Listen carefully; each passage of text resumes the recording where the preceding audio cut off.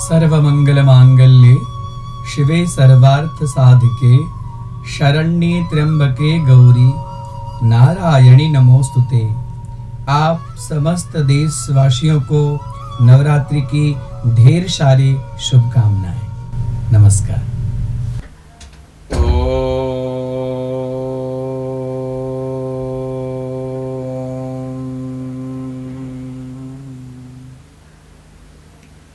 स्वस्ति श्री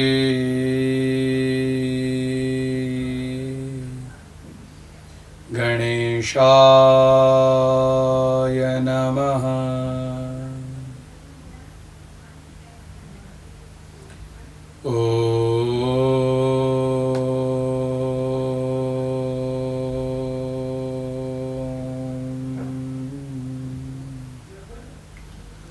स्वस्ति श्री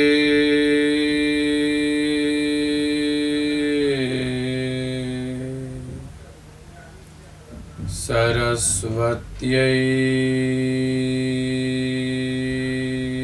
नमः।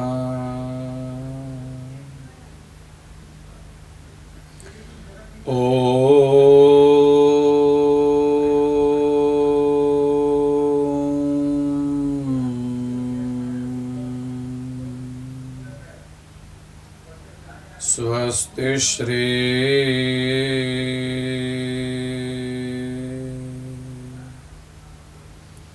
गुरुभ्यो नमः। शुक्लांबरधरं देवं शशिवर्णं चतुर्भुजं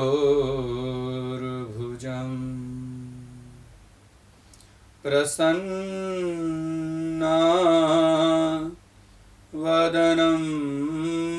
ध्यायेत्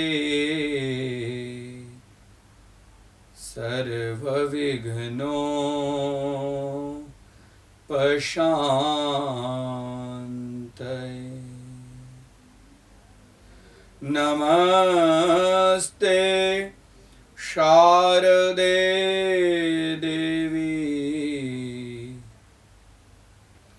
सरस्वती मति प्रदे वसत्वं मम जिह्वाग्रे सर्वविद्या प्रदा भव। गुरुर्ब्रह्मा गुरुर्विष्णु गुरुर्देवो महेश्वरः। गुरुः साक्षात् परब्रह्म तस्मै श्री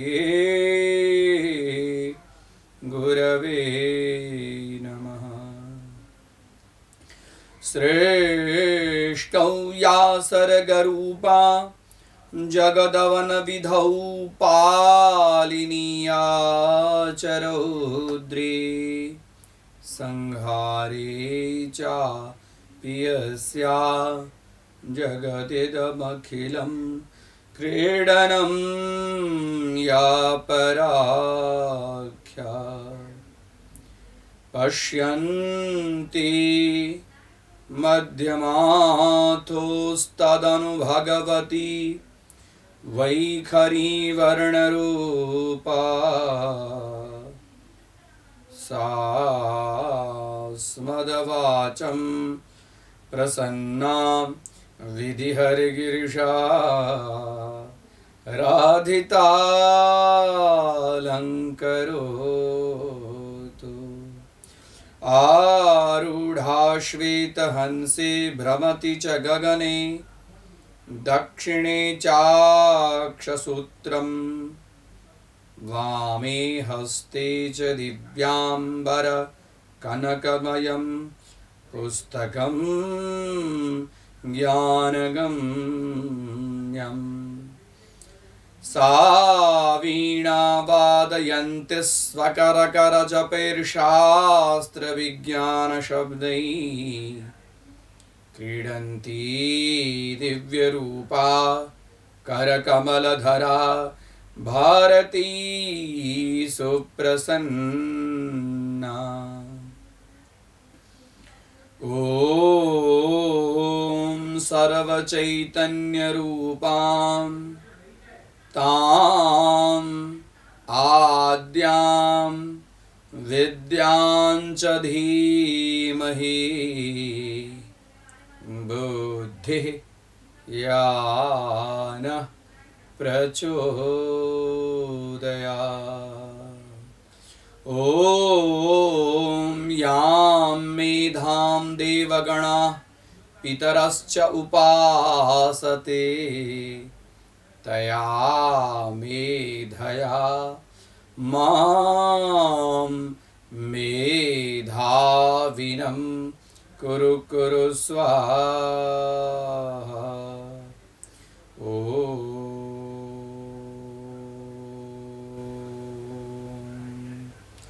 जगज्जनन्यै नमः। ॐ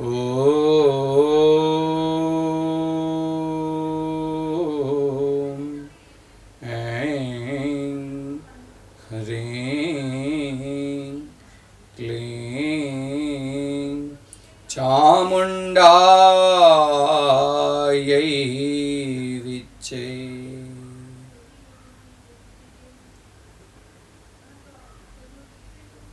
नमो नमः। नमः सभाभ्यः सभापतिभ्यश्च वो नमः। अत्र समुपस्थित समस्त भक्तजनानां हृदय कमले आदिशक्ति जगज्जननी जगदम्बिका चरण कमले प्रणमामि। श्रीमद् देवी भागवत नवाहन कथा आज से आरंभ हो रही है। आज यानी कि चैत्र शुक्ल पक्ष नवरात्रि का आरंभ। दिन भी कितना सुंदर है। सर्वमंगल मांगल्ये शिवे सर्वार्थ साधिके शरण्ये त्र्यंबके गौरी नारायणी नमोस्तुते। ऐसे मंगल दिन से आरंभ उस भगवती मंगला चंडिका को प्रणाम करके आज यानी कि प्रथम दिन नवरात्रि के अंदर में 9 दिन होते हैं, उसको नवरात्रि कहते हैं। नवरात्र शब्द संस्कृत वाचक शब्द है। इसकी व्याख्या मिलती है नवानाम रात्रिणाम समूहः नवरात्रः। नवानाम रात्रिणाम समूहः, 9 रात्रि के समूह को नवरात्र कहते हैं। और 9 रात्रि में प्रत्येक दिन भगवती के अलग अलग स्वरूप का प्रादुर्भाव होता है इस प्रकृति के ऊपर में। उनकी दिव्य शक्ति इस प्रकृति के ऊपर, जो साक्षात इस प्रकृति स्वरूपा है, उनके ऊपर में एक सकारात्मक ऊर्जा, जिससे समस्त समाज का कल्याण हो, जिससे समस्त भक्तजन का कल्याण हो। क्योंकि भगवती की आराधना करने मात्र से संपूर्ण जीव के जितने सारे पाप होते हैं, ताप होते हैं, कष्ट होते हैं, दुख होते हैं, वह सारे तत्क्षण नष्ट हो जाते हैं। क्योंकि यह जगत जो है वो शक्ति क्रीड़ामयम जगत, यह जगत शक्ति क्रीड़ामय है। शक्ति का क्रीड़ा मतलब रमण, खेलने का संपूर्ण जगत है। चलिए, बहुत सुंदर समय है। ऐसे महामारी काल में इस महामारी को दूर करने के लिए जब जब इस पृथ्वी के ऊपर में भूकंप आदि, अकाल आदि, आपत्ति आदि जब जब समय आया है तो वह सारे जो विपत्ति हैं वो भगवती के स्मरण करने मात्र से नष्ट हो जाते हैं। आदि जगत गुरु शंकराचार्य जी अपने ब्रह्मभाष्य सूत्र में लिखते हैं कि आपत किं करणीयम, जब आपत्ति आए तो उस समय क्या करना चाहिए, तो उसका उत्तर भी वह स्वयं लिखते हैं कि चरणीयम स्मरणीयम। तो ऐसे करना महाकाल में जो विपत्ति है उस विपत्ति को दूर करने के लिए यहां पर श्रीमद् देवी भागवत का कथा आरंभ हो चुका है। आज प्रथम दिन अर्थात शैलपुत्री का दिन। प्रथमं शैलपुत्री च द्वितीयं ब्रह्मचारिणी। शैलपुत्री किसको कहते हैं? शैलराज अर्थात हिमालय। अपर्णा नैकपर्णा च पाटला पाटलावती, ऐसी जो गौरी हैं उनको शैलपुत्री कहा जाता है। शैल अर्थात पहाड़, नग, अचल। तो हिमालय राज की पुत्री जो है शैलस्वरूपा है, वृषभारूढ़ा है भगवती जगत जननी। प्रथम दिन शैलपुत्री का पूजन होता है। शैलपुत्री के पूजन मात्र से व्यक्ति के अंदर में दृढ़ता आती है, अचलता आती है। वह अपने लक्ष्य के तरफ एकदम निश्चित हो जाता है, वह कभी भी विचलित नहीं होता है। जैसे पहाड़ जैसे निश्चल है वो शैलपुत्री, तो वह शैल की पुत्री है। इसके लिए शैलपुत्री की आराधना करने मात्र से जो जीव, जो भक्त, जो साधक नवरात्रि के प्रथम दिन में भगवती शैलपुत्री का पूजन करते हैं वह अपने लक्ष्य को स्वतः प्राप्त कर जाते हैं। इस प्रथम दिन में भगवती की पूजा विशेष रूप से करनी चाहिए। सर्वप्रथम भगवती का स्नान इत्यादि वस्त्रालंकार, चंदन, अक्षत, पुष्प, पुष्पमाला, धूप, दीप, नैवेद्य। और नैवेद्य के रूप में भी प्रथम दिन का नैवेद्य क्या है? प्रथम दिन का नैवेद्य है घी। माता जी को यदि घी अर्पण किया जाए प्रथम दिन में तो वह घी अर्पण करने मात्र से आरोग्य की प्राप्ति होती है। तो आज चलिए श्रीमद् देवी भागवत की कथा अमृत का रसपान करें। कथा जो है वह ज्ञान अमृतम है, ज्ञान का अमृत है, ज्ञान की सरिता है। कथा छलेन बालानाम नीतिस्तदिह कथ्यते। कथा एक माध्यम से, कथा के माध्यम से बड़े बड़े सिद्धांतों का हमें आचरण करने की एक प्रेरणा मिलती है, उसका नाम है कथा। कथा किसको कहते हैं? कथा को उल्टा दीजिए तो क्या होता है? थाक। कथा को उल्टा दीजिए तो क्या होता है? थाक। जो जन्म जन्मांतर के थाक को, जन्म जन्मांतर के पीड़ा को, जन्म जन्मांतर के दुख को जो श्रवण मात्र से नष्ट हो जाए उसका नाम है कथा। 9 प्रकार की भक्ति है, नवधा भक्ति जिसको कहते हैं। उस 9 प्रकार की भक्ति में प्रथम भक्ति है, उत्तम भक्ति है, श्रेष्ठ भक्ति है, जिसका नाम है श्रवण। आइए आज से हम श्रीमद् देवी भागवत के कथा का रसपान करें। बहुत सुंदर दिन है आज। श्रीमद् देवी भागवत, देवी भागवत का प्रादुर्भाव प्रागट्य कैसे हुआ? श्रीमद् देवी भागवत को भगवान नारायण के 24 अवतार में से एक अवतार है वेदव्यास जी। वेदव्यास जी ने इस श्रीमद् देवी भागवत की रचना की। जो भगवान के 24 अवतार में कैसे अवतार हैं वो? प्रज्वालितो ज्ञानमय प्रदीपः, वह अज्ञान रूपी अंधकार को दूर करने के लिए और ज्ञान रूपी प्रकाश को प्रकट करने के लिए दीप नहीं, वो प्रदीप स्वरूपः, प्रज्वालितो ज्ञानमय प्रदीपः। ऐसे वेदव्यास, वेद और व्यास, व्यास शब्द का अर्थ ही होता है जो विस्तृत करने की क्षमता जिनके अंदर में, कुशलता जिनके अंदर में हो, उनके लिए व्यास शब्द का प्रयोग मिलता है। श्रीमद् देवी भागवत में 28 प्रकार के व्यास जी का वर्णन किया गया है। तो इसमें जो श्री कृष्ण द्वैपायन व्यास है उन्होंने इस श्रीमद् देवी भागवत की शास्त्र की रचना की। यह देवी भागवत शास्त्र यह उप पुराण है। श्रीमद् भागवत महापुराण का यह उप महापुराण है। यानी कि श्रीमद् भागवत महापुराण में जो चीज का वर्णन भगवान वेदव्यास नहीं कर चुके हैं, श्रीमद् भागवत महापुराण में जिसका वर्णन सूक्ष्म रूप से, एकदम सूक्ष्म अल्प रूप से किया गया है, उसका विस्तृत चर्चा जो है वो श्रीमद् देवी भागवत के अंदर में किया गया है। श्रीमद् देवी भागवत की तो कथा ये साधारण कथा नहीं, 9 दिन के अंदर में कितनी कथा होगी। सार स्वरूप भगवान नारद जी कहते हैं कि ये तो पूरा जीवन पर्यंत यदि इनकी कथा होती रहे तो फिर भी जीवन जो है वो कम है। लेकिन यत सारभूतम तदुपासनीयम हंसो यथा क्षीरमिवाम्ब मध्यात्। जैसे हंस के अंदर में प्रकृति के द्वारा एक सुंदर उसके गले में यंत्र है जो दूध और पानी दोनों में से दूध को ग्रहण कर लेता है और जल को छोड़ देता है, वैसे ही हमें बहुत सारी कथाओं में से जो सार गर्भित जो चीज है उसको ग्रहण कर लेना है, उनको छोड़ देना है।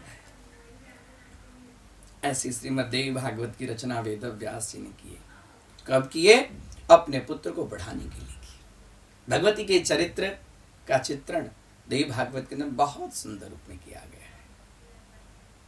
देखिए, जहां पर पुरुष शक्ति समाप्त हो जाती है, जहां पर पुरुष किंग कर्तव्य विमूढ़ हो जाते हैं, जहां पर पुरुष की शक्ति कुछ काम नहीं करती, वहां नारी शक्ति का आरंभ होता है। वहां शक्ति का आरंभ होता है, नारी शक्ति का। देखिए, श्रीमद् देवी भागवत के अंदर में जब ब्रह्मा विष्णु महेश तीनों अशक्त हो गए, महिषासुर को मारने में असमर्थ हो गए, सब अदृश्य हो गए, उस समय आदिशक्ति जगत जननी जगदम्बिका का प्रादुर्भाव हुआ और उस प्रादुर्भाव के फलस्वरूप में माता जी ने हुंकारेणैव तं भस्म साचकारांबिका, तथा माता जी के मुखारविंद से एक बीज मंत्र का उच्चारण हुआ। और तब देखिए, संपूर्ण जगत के सामने प्रत्यक्ष उदाहरण है महिषासुर। जहां पर पुरुष शक्ति समाप्त हो जाती, वहां पर नारी शक्ति का। प्रकृति के बिना तो कुछ नहीं है। प्रकृति के बिना पुरुष भी कुछ नहीं कर सकता है। पुरुष रूप में भी वो है और प्रकृति रूप में भी वही है। अहम देवी न चान्युष। आइए श्रीमद् देवी भागवत के महात्म्य की थोड़ी चर्चा करें, क्योंकि श्रीमद् देवी भागवत श्रवण मात्र से अपुत्रो लभते पुत्रम, दरिद्रो धनवान भवेत, रोगी रोगात प्रमुच्येत, श्रुत्वा भागवतामृतम। श्रीमद् देवी भागवत के श्रवण करने मात्र से जिस व्यक्ति को संतान की प्राप्ति नहीं हो, उसको श्रीमद् देवी भागवत की कथा सुननी चाहिए। जो दरिद्र हो, दरिद्रो लभते वित्तम, दरिद्रो धनवान भवेत। जो दरिद्र हो, यदि वो नवरात्रि के अंदर श्रीमद् देवी भागवत का श्रवण करता है तो वह धनवान हो जाता है। और जो रोगग्रस्त हैं, जिसको असाध्य रोग हो गया है, साधारण रोग की बात हम नहीं कर रहे हैं यहाँ पर वेद व्यास जी ने रोगी रोगात प्रमुच्येत, रोगी रोग से प्रमुच्य हो जाता है, छुट जाता है, उसके सारे रोग दूर हो जाते हैं। श्रुत्वा भागवतामृतम, इस श्रुत्वा भागवतामृतम, जो श्रीमद् देवी भागवत का श्रवण करता है, भागवत को अमृत कहा गया है। श्रीमद् देवी भागवत की कथा जो है वो अमृत स्वरूपा है। और कैसी अमृत स्वरूपा? ऐसे अमृत नहीं, अरे साहब, ऐसे अमृत को पीने पर देवता जो अमृत का पान करते हैं ना, वो क्षिण्य पुण्य मृत्य लोके विशंति। जब तक अमृत का स्वरूप रहता है तब तक वो देवलोक में निवास करते, और जैसे अमृत क्षीण होता है फिर से उनको आना पड़ता है। लेकिन यह जो भागवतामृत का जो पान करता है, वह पुनरपि जननम पुनरपि मरणम पुनरपि जननी जठरे शयनम, ये सबसे मुक्त हो जाता है। ऐसी श्रीमद् देवी भागवत की कथा जो है वो रोगी रोगात् प्रमुच्येतो श्रुत्वा भागवतामृतम, भागवतामृत का आइए हम आरंभ करें। जगज्जनन्यै नमो नमः। श्रीमद्देवी भागवत माहात्म्यं प्रारंभः। ओम सृष्टौ या सर्गरूपा जगदवन विधौ पालिनी या च रौद्री संहारे चापि यस्या जगदिदमखिलं क्रीडनं या पराख्या पश्यन्ती मध्यमातोस्तदनु भगवती वैखरी वर्णरूपा सा स्मदवाचं प्रसन्ना हृदि हरिगिरिशा राधितालंकरोतु।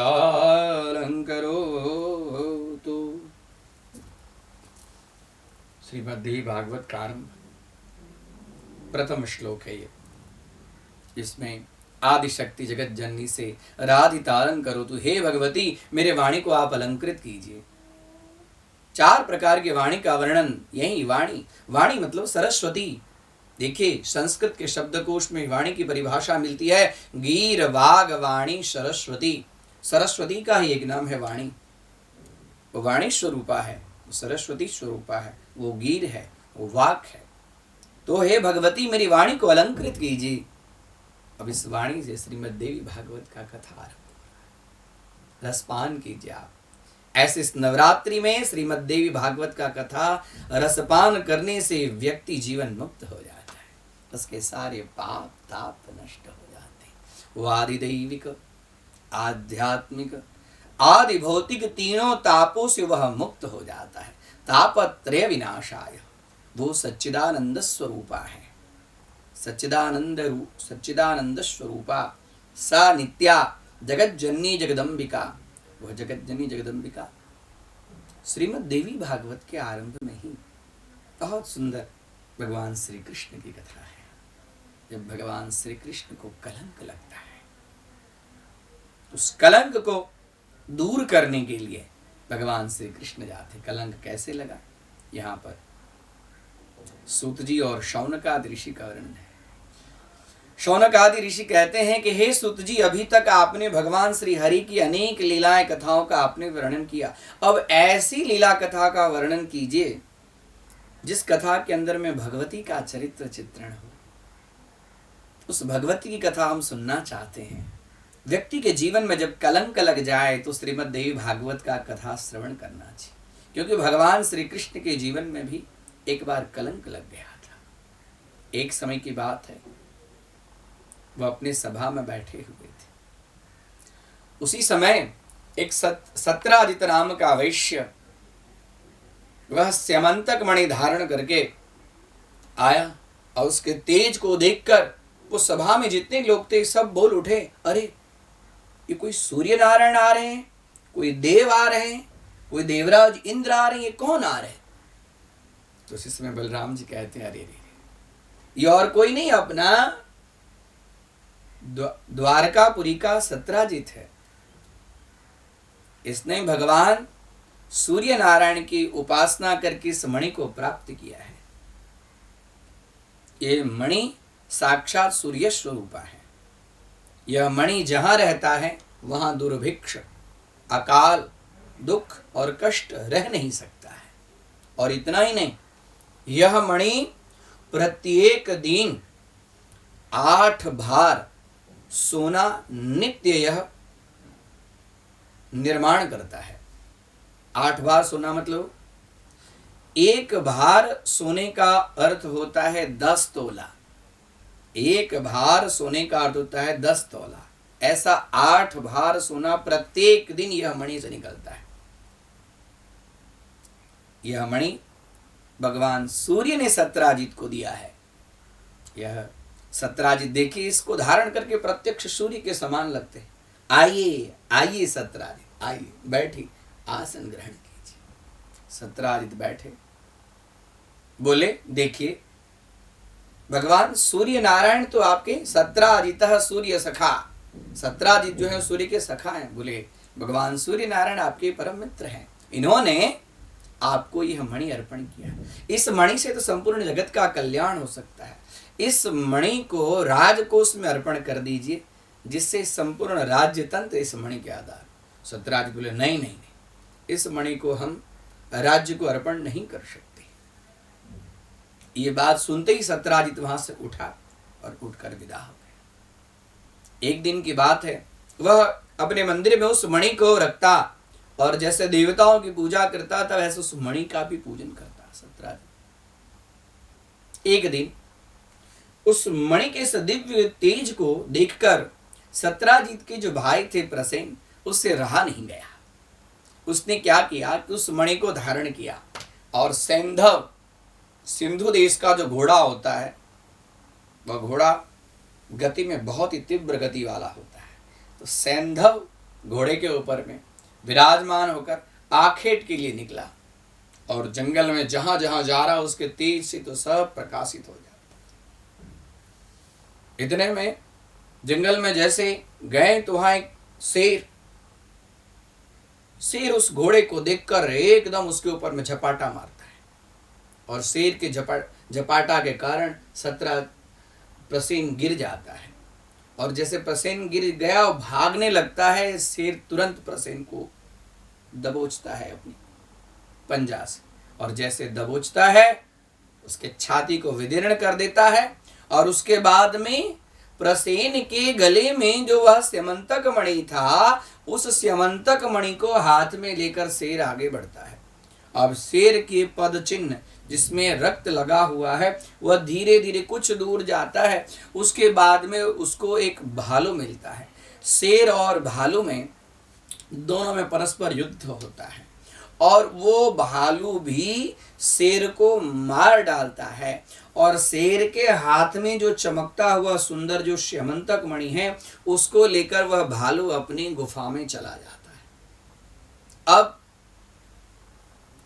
जैसे पता चला कि भाई प्रसेन मारा गया है, प्रसेन के मर जाने की खबर से पूरे द्वारकापुरी में हलचल हो गई।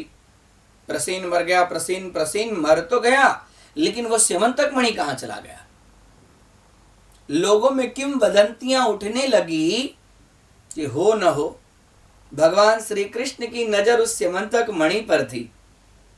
लगता है कुछ न कुछ माया रचकर वह श्री कृष्ण जो है उस स्यमंतक मणि को रख लिए। ऐसे लोगों में किंवदंतियां उठने लगी, यानी कि भगवान श्री कृष्ण के ऊपर भी कलंक लगने लगा। भगवान सोचे मेरे ऊपर कलंक। उन्होंने विचार किए, सब द्वारकापुरी वाले को इकट्ठा किए, बोले आप लोग को मेरे ऊपर विश्वास नहीं है, चलिए देखते हैं वह प्रसेन के हाथ में जो स्यमंतक मणि था वो कहाँ चला गया। तो कुछ लोग भगवान श्री कृष्ण के साथ में चले जा रहे हैं, देख रहे हैं तो मार्ग के बीच में प्रसेन मरा पड़ा हुआ है, उसके बाजू में उसका घोड़ा पड़ा है मरा, और शेर के पद चिन्ह हैं। शेर के पद चिन्ह होने के बाद में देखते हैं वहां कुछ लड़ाई हुआ है और शेर के पद चिन्ह के साथ में वहां भालू के भी पद चिन्ह मिले, तो वहां भी शेर भी मरा पड़ा है और आगे देख रहे हैं भालू जाते जाते गुफा में भालू घुस गए। अब भगवान श्री कृष्ण द्वारका वासी को कहते हैं, अय नगर निवासी सज्जनों, मैं अंदर गुफा में घुसता हूं, आप लोग बाहर रहिए और जब तक मैं न आऊं तब तक आप लोग यहीं रहिएगा, गुफा में अंदर प्रवेश करने की जरूरत नहीं है। मुझे लग रहा है कि इस गुफा में कोई भालू गया है और वह उसी ने स्यमंतक मणि ले लिया है, इसके लिए मैं जब तक स्यमंतक मणि को नहीं लाऊंगा तब तक मैं वापस नहीं लौटूंगा। आप लोग गुफा के द्वार पर यहाँ पर प्रतीक्षा कीजिए। अब धीरे धीरे धीरे धीरे 1 दिन बीता, 2 दिन बीता, 3 दिन बीता, 4 दिन बीता, ऐसे करते करते 12 दिन बीत गए और 12 दिन बीत जाने पर देख रहे हैं कि अब गुफा से धीरे धीरे धीरे धीरे रक्त की कुछ धाराएं बह रही है। रक्त की धाराएं बाहर की तरफ आ रही हैं। रक्त की धारा बाहर की तरफ आते ही भयभीत हो जाते हैं द्वारकावासी आते हैं द्वारका में। भगवान श्री कृष्ण के पिता वसुदेव जी महादेव की दोनों के सामने कहते हैं, पता नहीं ये कैसा स्यमंतक मणि लाया सत्राजित इसको लेने के लिए अपना कन्हैया जो द्वार में अंदर घुसा हो घुसा। अब तो गुफा से रक्त की धाराएं बह रही है। क्या होगा अपने कन्हैया को? कहाँ चला गया कन्हैया? अब जैसे ही गुफा से रक्त की धारा बह रही है, ये जैसे वसुदेव और देव की सुने, दोनों की हालत एकदम खराब, एकदम चिंतातुर हो गए। अब क्या हो? इसी बीच में देखिए नारद जी ब्रह्मलोक से पृथ्वीलोक पर आए कि हो सकता है पृथ्वीलोक में किसी का दुख दूर करने के लिए। नारद जी का काम ही है। परमारथ के कारण संतन धरे शरीर। देखते हैं वसुदेव और देव की दोनों को चिंतित बोलते हैं कि आप लोग चिंतित क्यों हैं? आप लोग की ऐसी दशा हो गई है जैसे किसी व्यक्ति का चोर धन चुराकर भाग गया होगा, जैसे धन के शोक में आप लोग की ऐसी दशा हुई है। वसुदेव जी उठते हैं, कहते हैं नारद जी, मेरी दशा इस धन शोक के कारण नहीं, मेरी दशा तो पुत्र शोक के कारण है। मेरा जो कन्हैया था वो गुफा में घुसा और गुफा में पता नहीं किसके साथ में युद्ध हो रहा है। गुफा के बाहर जो है रक्त की धारा है। अच्छा, ऐसी बात? बोले कि जब जीवन में आपत्ति आए तो उस समय भगवती दुर्गा का आराधना करना चाहिए। आप लोग चिंता मत कीजिए, वो प्रकृति स्वरूपा आदि शक्ति जगत जननी हमारा सब कार्य अच्छा ही करेंगे। तो उस दुर्गा की आराधना कैसे की जाए नारद जी, यह रास्ता मुझे बताइए। बोले कि जब व्यक्ति को कहीं रास्ता नहीं मिले तो भगवती के चरण कमल में जाना चाहिए। हे वसुदेव जी, हे देवी देवकी, बैठिए, आइए, मैं आप लोगों को भगवती की कथा श्रीमद् देवी भागवत का कथा श्रवण कराता हूं। इस कथा के श्रवण मात्र से व्यक्ति की यम यम चिंतयते कामम तम तम प्राप्नोति निश्चितम। उसके अंदर में जो जो कुछ कामनाएं, जो जो कुछ इच्छाएं, वो सारी इच्छाएं पूर्ण हो जाती है।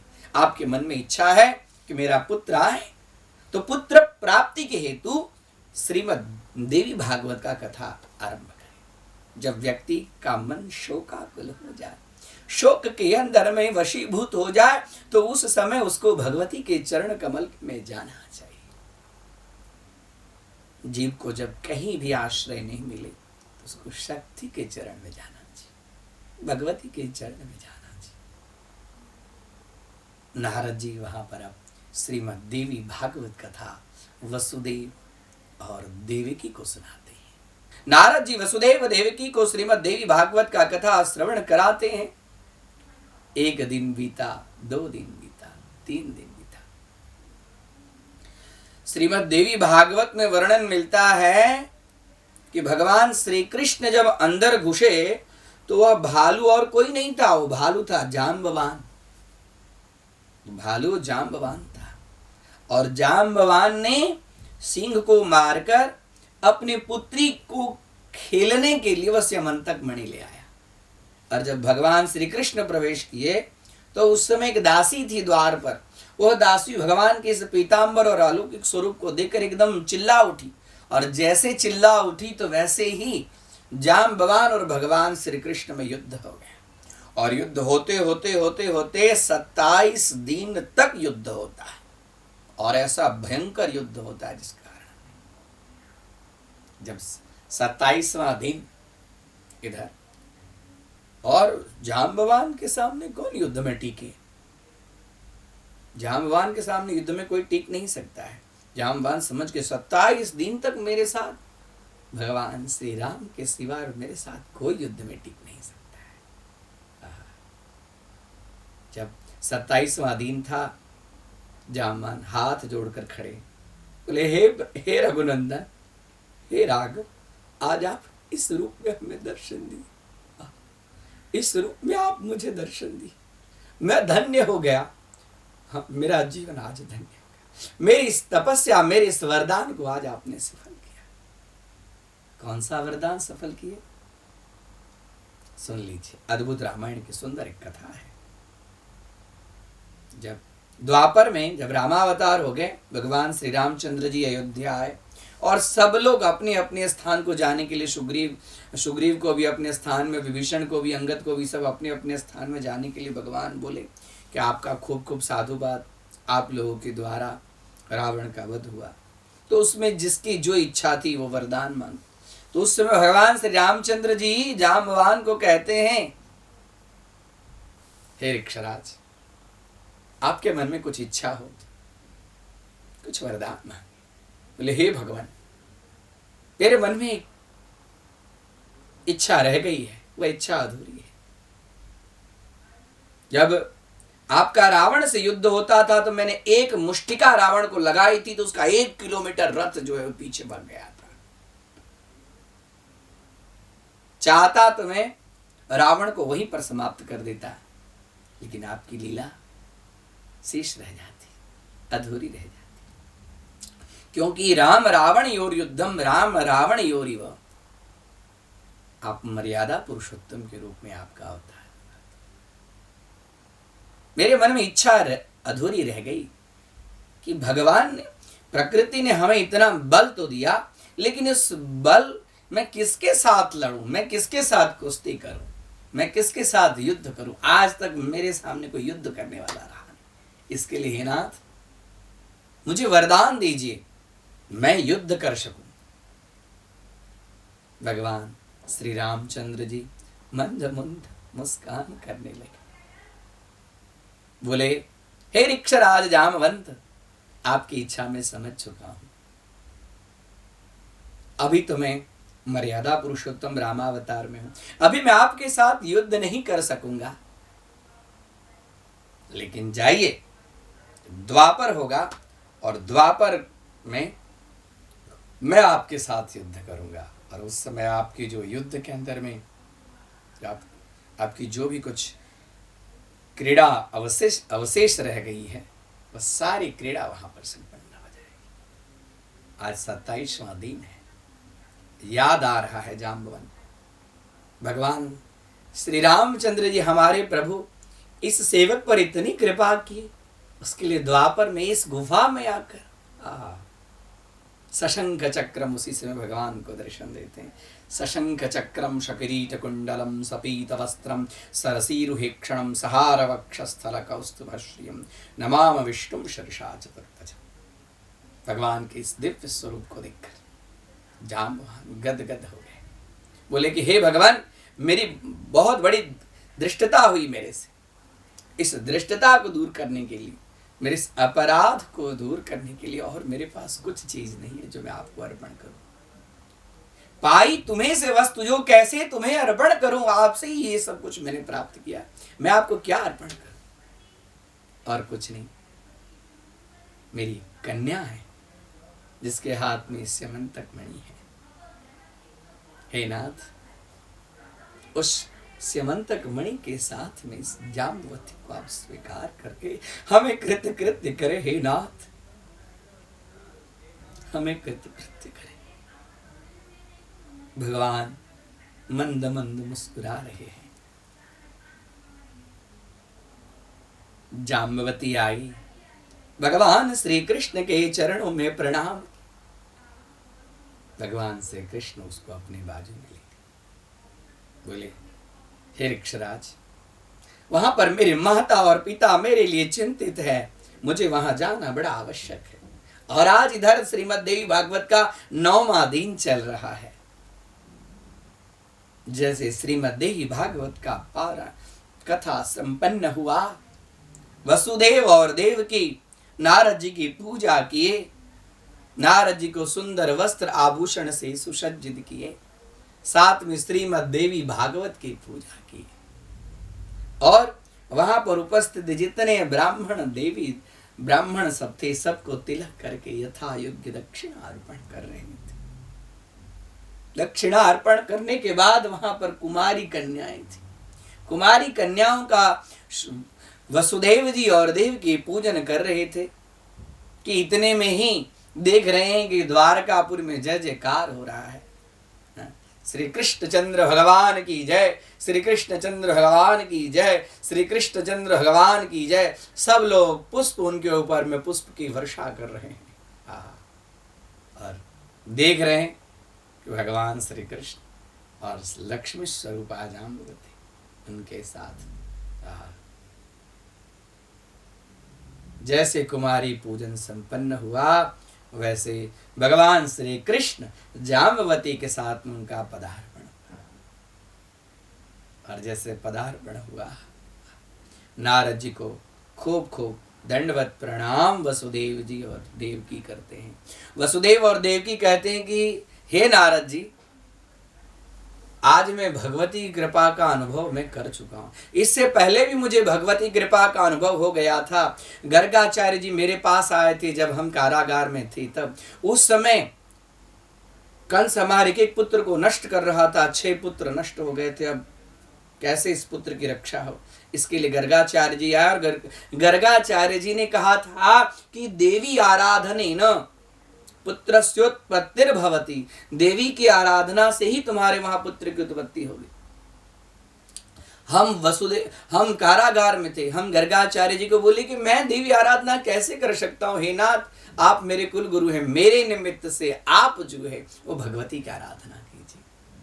और गर्गाचार्य जी गए वहां पर गंधमादन पर्वत पर गए और वहां 6 महीने भगवती की आराधना किए। आदि शक्ति जगत जननी प्रकट हुई और वरम ब्रूहि बोले, वरदान वरम ब्रूहि बोले, चिंता करने की जरूरत नहीं है हे गर्ग मुनि, मैं ही यशोदा के गर्भ से नंद गोप सुतम जाता, यशोदा गर्भ संभवा ततस्तो नाशिष्यामि विंध्याचल निवासिनी, मैं ही यशोदा के गर्भ से उत्पन्न होकर योग माया के रूप में प्रादुर्भाव होगी और देवकी के गर्भ से अष्टम आदि पुरुष बीज स्वरूप प्रकृति बीज स्वरूप भगवान श्री कृष्ण का प्रादुर्भाव होगा। और जब गर्गाचार्य जी यह कहकर मां अंतर ध्यान हो गई, गर्गाचार्य जी आए हमारे पास, कहने लगे आज वही चीज आप भी मुझे देवी भागवत की कथा सुनाकर, नारद जी आप हमें कृतकृत्य कर दिए, आप कथा सुनार कथा के पूर्ण हुई और कथा के पूर्णाहुति के फलस्वरूप में मेरा पुत्र लक्ष्मी को लेकर आया, आज मैं धन्य हो गया। जो व्यक्ति श्रीमद् देवी भागवत कथा का पाठ करता है, श्रीमद् देवी भागवत की कथा का श्रवण करता है, तो अपुत्रो लभते पुत्रम, देखिए प्रथम ही अपुत्रो लभते पुत्रम, जिसको पुत्र की प्राप्ति नहीं उसको स्वतः पुत्र की प्राप्ति हो। और इतना ही नहीं, जिस व्यक्ति के जीवन में कलंक लग गया हो, भगवान श्री कृष्ण के जीवन में कलंक लगा, जिस व्यक्ति के जीवन में कलंक लग गया हो, वह भी यदि श्रीमद् देवी भागवत का पारायण करता है, श्रीमद् देवी भागवत की कथा सुनता है, तो उसके फल स्वरूप में उसके कलंक तत्क्षण नष्ट हो जाते हैं। इतना ही नहीं, जो असंभव चीज है वह भी श्रीमद् देवी भागवत के श्रवण मात्र से संभव हो जाते हैं। ऐसी एक सुंदर कथा है, महात्म्य में 3 अध्याय की सुंदर एक कथा है। विवस्वान मनु, सूर्य के पुत्र विवस्वान श्राद्ध देव हुए, उनको कोई पुत्र नहीं था, तो वशिष्ठ जी ने उनको पुत्रिष्ट यज्ञ के लिए संकल्प लिए, पुत्रिष्ट यज्ञ। और श्राद्ध देव की पत्नी श्रद्धा, उसके मन में इच्छा थी कि मुझे कन्या, तो श्रद्धा ने जो होते हैं ना हवन कुंड में जो आहुति देते हैं, उसके पास में जाकर प्रार्थना की कि हे होता, हे ब्राह्मण देवता, आपके चरणों में मैं कोटि कोटि प्रणाम कर रही हूं। हमारे पति को तो पुत्र की इच्छा है, लेकिन मुझे पुत्री की इच्छा है, तो आप आहुति देते समय पुत्री के लिए आप आहुति प्रदान करें, जिससे मुझे पुत्री की प्राप्ति हो। हुआ ऐसे ही, यज्ञ संपन्न हुआ और उस यज्ञ संपन्न होने मात्र संपन्न के अवसर पर ही हवन कुंड से एक सुंदर युवती का, कन्या का प्रागट्य हुआ। वह 16 वर्ष युवती 16 वर्ष के समान महीम वस्त्र धारण किए हुई, एकदम मंद मंद मुस्कुराती हुई बाहर आई। उसको देखकर श्रद्धा एकदम कृतकृत्य हो गई, लेकिन इधर विवस्वान के जो पुत्र वैवस्वत श्राद्ध देव थे, उस श्राद्ध देव ने वशिष्ठ जी ऋषि के सामने हाथ जोड़कर कहा कि ये कैसे, ये ऋषिवर, हमने तो पुत्र के लिए यज्ञ कराया था, यहाँ से इसमें से पुत्र कैसे उत्पन्न हुई। वशिष्ठ जी को भी आश्चर्य लगा। वशिष्ठ ऋषि ध्यानस्थ हुए, समाधिस्थ हुए, और समाधिस्थ जैसे हुए कि उनको सब कुछ पूरा जो चित्र था वह इनके मस्तिष्क में अपने आप घूमने लगा। श्रद्धा गई थी होता के पास, उसने पुत्र की कहा, बोले हे राजन, होता के मंत्र भेद के कारण आपके इस यज्ञ से पुत्र के बदले पुत्री का प्रादुर्भाव हुआ है। आपकी पत्नी को पुत्र की इच्छा थी। वह श्राद्ध देव हाथ जोड़कर बोले, भगवान, वंश की रक्षा के लिए, कुल की रक्षा के लिए मुझे पुत्र की प्राप्ति कराइए। बोले चिंता करने की जरूरत नहीं है। उस समय वह भगवान नारायण की आराधना करते हैं, और नारायण की आराधना के फलस्वरूप वह जो इला, उसको जो जप रूपी जो उद्योग था, उस उद्योग के फलस्वरूप पुत्र, वह स्त्री जो है वो तुरंत सहज रूप में एक पुरुष के रूप में परिणित हो गई। इससे उसका नाम पड़ा सुद्युम्न। सुंदर उद्युम्न, सुंदर उद्योग के द्वारा जिसकी प्राप्ति हुई है उसका नाम पड़ गया सुद्युम्न। सुद्युम्न महाराज देखने में बड़े कामदेव के स्वरूप, अब जिनकी तपस्या से ही जिनका स्वरूप का निर्माण हुआ हो, ऐसे व्यक्ति के पूछने की बात है क्या। उसकी दृष्टि, उनकी वाणी, उनका स्वरूप, सब व्यक्ति का मनमोह ले ऐसा रूप सुद्युम्न महाराज का। अब श्राद्ध देव बड़े प्रसन्न हुए। श्राद्ध देव सुद्युम्न महाराज को राज्य में अभिषिक्त करके स्वयं तप के लिए चल पड़े। इधर हुआ एक दिन सुद्युम्न महाराज की इच्छा हुई कि मैं शिकार खेलने के लिए जंगल में जाऊं। जंगल में गए। जंगल में जाते जाते उत्तर दिशा की तरफ, और भी हिमालय के तलहटी में एकदम और अरण्य में घुस गए। उस अरण्य का स्वरूप ही एकदम दिव्य स्वरूप था। उस अरण्य में से सुंदर सुगंध आ रही थी। घुस गए। अभी तक उनको कोई आखेट मिला नहीं, और जैसे ही उस अरण्य में यह घुसे, इनके घुसते ही इनके सेनापति, इनके अश्व जो जितने थे, जो पुरुष रूप में थे, वो सब के सब स्त्री रूप में परिणित हो गए। फिर से स्त्री रूप में परिणित हो गए। शौनक जी कहते हैं कि हे सुत जी, ऐसे वो जंगल में क्या था जिसके फलस्वरूप में सुद्युम्न जी स्त्री के रूप में हो गए। सुत जी कहते हैं, बड़ी कौतुक कथा है।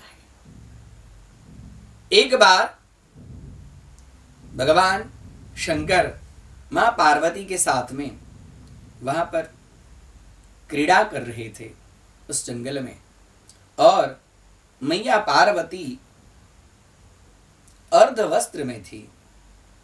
और उसी समय कुछ ऋषि शब गौरी शंकर के दर्शन के हेतु उस स्थान तक पहुंच गए, और जैसे पहुंच गए वैसे ही मां पार्वती सहसा उठी और लज्जाशील होकर अपने वस्त्र से अपने संपूर्ण शरीर को ढक ली। इससे उनके मन में थोड़ी सी लज्जा हुई। ऋषि लोग वहां रुके नहीं, ऋषि लोग चले गए। फिर से वह देवराज इंद्र के पास में चले गए, लेकिन जो उस जंगल में जैसे ऋषि सब आए तो भगवती के इस रूप को देखकर तुरंत ही भगवान श्री कृष्ण, भगवान शंकर हाथ में जल लेते हैं और जल लेकर उस जंगल को शाप देते हैं कि आज से इस जंगल के अंदर में मेरे सिवाय कोई भी पुरुष यहां आएगा तो वह स्त्री हो जाएगा। वह यह जो जंगल है वो श्रापित अरण्य था। इसी श्रापित अरण्य के फलस्वरूप में सुद्युम्न जी प्रवेश करते ही स्त्री रूप में परिणित हो गए। अब स्त्री रूप में परिणित हो जाने के बाद में अब सब एक दूसरे को, उनके अंदर में स्त्री का स्वरूप हो गया, वेशभूषा हो गया, सब ठुमुक ठुमुक ठुमुक ठुमुक चलने लगे। कुछ दूर जाने के बाद में चंद्र का पुत्र जिसका नाम है बुध, उस बुध का वहां पर आश्रम था। बुध बड़े सौम्य ग्रह है, का नाम ही है सौम्य, देखने में बड़े तेजस्वी है। बुध उस सुद्युम्न जो स्त्री रूप में, इसके लिए इसका नाम पड़ गया इला, जो इला के रूप को देखकर वशीभूत हो गए, और इला भी बुध को देखकर काम के वशीभूत हो गई, और उसके फलस्वरूप में उन लोग वहां पर गांधर्व विवाह करके वह इला बुध के साथ में वही निवास करने लगी, और इला और बुध से एक पुत्र का जन्म हुआ जिसका नाम पड़ा पुरूरवा। पुरूरवा राजा की बड़ी सुंदर कथा आती है, देवी भागवत में कथा आती है पुरूरवा और उर्वशी की, बड़ी सुंदर कथा आती है। कुछ दिन के बाद में अब फिर से सुद्युम्न महाराज को अपना जो भूतकाल था वह स्मरण हुआ। अरे मैं तो एक राजा था, यहाँ एक स्त्री के रूप में। सीधे ही बुध को हाथ जोड़कर कहे मुझे जाना पड़ेगा। आए राज्य में आने के बाद में वशिष्ठ जी के पास में आए और बोले कि ऐसे ऐसे मेरी ये दशा हो गई। बोले चिंता मत करो, हे इला, मैं तुम्हारे लिए भगवान शंकर की आराधना करता हूं, वही तुम्हें फिर से पुरुषत्व की शक्ति प्रदान करेंगे। वशिष्ठ जी फिर से भगवान शंकर की तपस्या में लीन हो गए। भगवान शंकर प्रकट हुए। वरम ब्रूहि, वरदान मांगो, वरदान मांगो। बोले कि मेरा जो यजमान है सुद्युम्न, हे भगवान, वो आपके श्रापित अरण्य में प्रवेश किया, उसके फलस्वरूप में वह स्त्री रूप में हो गया, कृपा करके उसको पुरुषत्व प्रदान करें। भगवान शंकर भी बड़े कौतुकी हैं, बड़े मजाकी हैं। बोले अच्छा, मांसमेकम भवेत नारी मांसमेकम भवेत पुरुषः, ऐसा करके अदृश्य हो गए कि वशिष्ठ जाओ, आज से तुम्हारा वह जो यजमान है वो 1 महीना पुरुष रहेगा और 1 महीना नारी रहेगा। अंतर ध्यान हो फिर से भगवान वशिष्ठ जी आए, बोले इला, आज से 1 महीना पुरुष और 1 महीना नारी। अब सुद्युम्न महाराज पुरुष के रूप में रहते थे तो राज सिंहासन पर बैठते थे, और जब स्त्री के रूप में आ जाते तो फिर से वह अपने प्रकोष्ठ में, निवास में। अब धीरे धीरे धीरे ये स्थिति बार बार प्रत्येक महीने आता, अच्छा नहीं लगता। लोक में भी ये परिहास होने लगा इनका कि कैसा राजा है, 1 महीना पुरुष रहता है, 1 महीना स्त्री रहता है, 1 महीना पुरुष रहता है, 1 महीना स्त्री रहता है। फिर से सुद्युम्न के मन में इच्छा हुई कि हे भगवान, आप हमेशा के लिए मैं पुरुषत्व शक्ति को प्राप्त करूं, इसके लिए मेरे ऊपर कृपा करें। इस बार वशिष्ठ जी फिर से भगवती के चरण में गए और भगवती के चरण में भगवती की आराधना करने लगे। उस आराधना के फलस्वरूप में भगवती प्रकट हुई। वरम ब्रूहि भगवान, वरम ब्रूहि, वरदान मांगे। हे ऋषिवर, आप वरदान मांगे। हे मां, यह जो राजा सुद्युम्न है उसको पुरुषत्व प्रदान करे। यह भगवान शंकर के वरदान स्वरूप 1 महीना पुरुष रहता है और 1 महीना स्त्री। आप ऐसी कृपा करें कि हमेशा पुरुषत्व को प्रदान करें। माँ कहती है, नवाह यज्ञेस्मिन् श्रीमद्देवी भागवतम शृणुयात्। नवाह के विधि से सुद्युम्न को देवी भागवत का पारायण सुनाइए। देवी भागवत के पारायण श्रवण करने मात्र से वह हमेशा के लिए पुरुष हो जाएगा। और गुरु वशिष्ठ महाराज सुद्युम्न महाराज को यही चैत्र नवरात्रि शुक्ल पक्ष प्रतिपदा से आरंभ करके चैत्र शुक्ल नवमी पर्यंत श्रीमद् देवी भागवत का श्रवण कराते हैं। 10वीं के दिन में यज्ञ याग आदि कर्म, कुमारिका पूजन, कुमारी भोजन, बटुक भोजन, ब्राह्मण भोजन सदक्षिणाकम सब संपन्न करते हैं। और उस दिन के बाद सद्युम्न महाराज हमेशा के लिए पुरुषत्व। तो जो जीव को पुरुषत्व की शक्ति प्राप्त करने की इच्छा हो, जो जीव को पुरुषत्व यश कीर्ति की प्राप्ति करने की इच्छा हो, वह भी श्रीमद् देवी भागवत पाठ का श्रवण करें। सूत जी शौनक आदि ऋषि को कहते हैं कि हे शौनक जी, अब मैं आपको आगे की कथा कहता हूं कि श्रीमद् देवी भागवत को कैसे श्रवण करना चाहिए। पाठ विधि, श्रोता और वक्ता के लक्षण को बताते हैं कि श्रोता कैसा होना चाहिए। श्रोता का तो वर्णन 3 प्रकार से है, सोता, सरोता और श्रोता। सोता अधम प्रकार का सोता, जो कथा में आया, घर के कंकास के कारण उसके कहीं मन में शांति नहीं मिली, और एकदम कथा में आया शांत वातावरण, और शांत वातावरण दीवार के एक कोने बैठा है, कथा सुन रहा है, कथा सुनते सुनते सुनते सुनते उसके आंख लग जाती है, उसको कहते हैं अधम प्रकार का श्रोता, जिसका नाम है सोता। मध्यम प्रकार का श्रोता, जिसका नाम है सरोता। सरोता का काम क्या है? काटना, सूरी जिसको कहते हैं, काटना।